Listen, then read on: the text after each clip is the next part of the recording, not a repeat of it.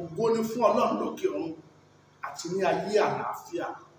Mi ò sẹ́ndì audio prayer láàárọ̀. Olúwa Ọlọ́run májẹ̀mú rán mi sí gbogbo ẹ̀yin ọmọ Yorùbá pátápátá káàkiri gbogbo àgbáyé.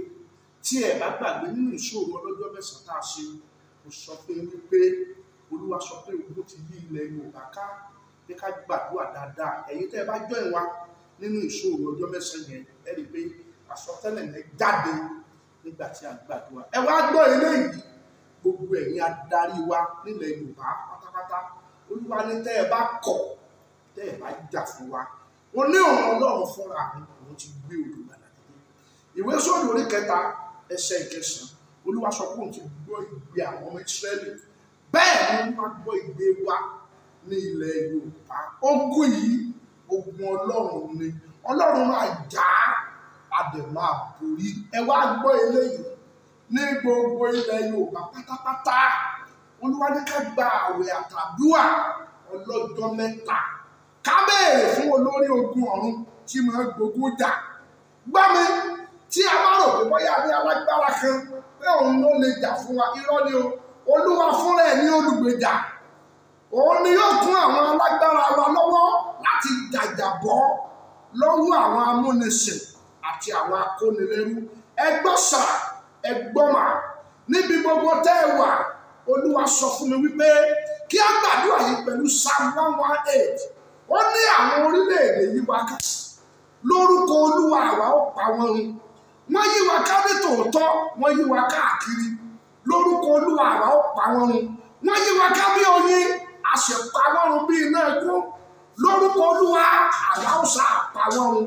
Gbogbo ẹ̀yin ọmọ Yorùbá lórí igun mẹ́rẹ̀ẹ̀rin gbogbo àgbáyé, tó bá di ọ̀nì 20, 21, 22 oṣù tí a wà yìí, ẹ jẹ́ gbàdúrà ká pe Olúwa Ọlọ́run tó ní gbogbo ipá àti agbára pé kó jà fún wa. Ẹ wá gbọ́ eléyìí, mo dúró bí wòlíì, mo dúró bí akọni, mo dúró bí àyànfẹ́ àti ikọ̀ Olódùmarè tí ò dá májẹ̀mú ẹni tó pé gbogbo ẹ̀dá èèyàn tó bá ṣí àfídíò yìí, bó ti wulẹ̀ kó gbé ó lè tó, lórúkọ Jésù ẹ̀mí rẹ ò ní sọnù, ẹ̀mí ọmọ rẹ ò ní sọnù, ẹ̀mí ọkọ rẹ ò ní sọnù, ẹ̀mí ìyàwó rẹ ò ní sọnù.